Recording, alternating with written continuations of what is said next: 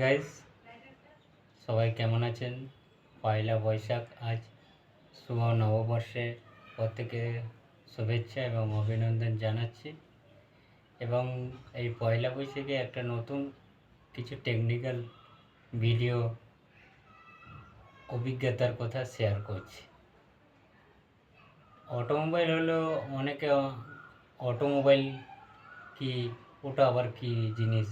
Automobile মানে অনেকে মনে করে মোবাইল মনে করেন, কিন্তু না। অটোমোবাইল হচ্ছে